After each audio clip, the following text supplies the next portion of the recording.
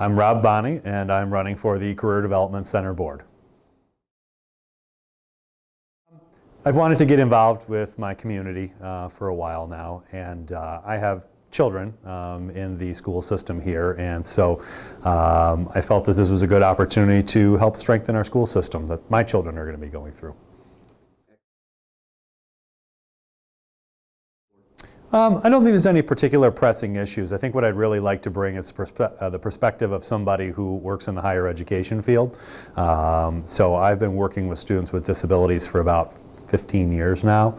And so I see the products of our high school system.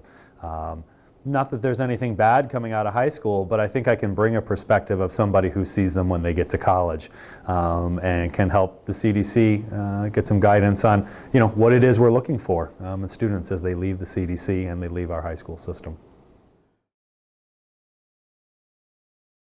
I mean, the things that are most important to me, I think, for the CDC is helping students earn as much credit as possible, college credit, as possible through that program. I'd like to see students get more industry certifications through that program as well, because that's very important to employers. And it's also important for me to make sure that taxpayer money is well spent within the system and is primarily benefiting the students who are in that program. So.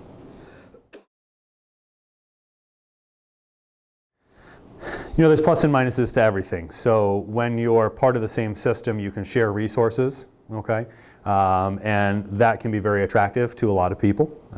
I think the advantage of the independence for the CDC is that they get to make their own decisions, okay? And so sometimes what might be right for students in the high school may not necessarily be right for the students that are attending the CDC. And I think the independence that the CDC has, being their own district, really allows them to look at what are the outcomes that we need for our students, and not have to worry about some competing interests possibly over at the SVSU.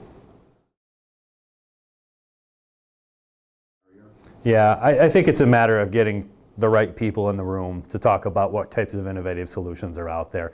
I understand there may be different scheduling systems. There's a certain number of units the students have to graduate from high school, and they may not be able to be satisfied at the CDC, or the schedules may not line up. Do I have any specific solutions? No.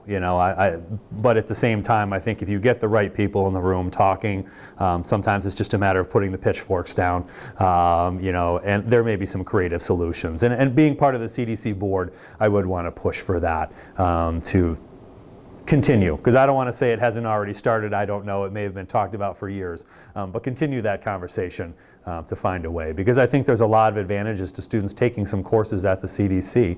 For instance, if you're going into a nursing program, why not be able to take anatomy and physiology at the CDC? If you're interested in going into a business management program, why not be able to take accounting and have that count as your math requirement? So there's got to be a way to find between the 8 o'clock and 2 o'clock school day to make that work, but it requires people to get in a room and sit down and have an honest conversation. I think the one thing that people would want to know about me is that I'm easy to work with, okay? I'm not a person who's going to go in and make a big stink or a big scene. I truly believe that you catch more flies with honey than vinegar. And that's the type of approach that I would bring to being on the CDC board. And I think that folks want to congregate to somebody like that and work with people like that. People who agitate and people who make a stink about things, it's much harder to find consensus, and when you're in a board environment, consensus is what you need. And so I think that people would like that, working with somebody who takes that type of approach.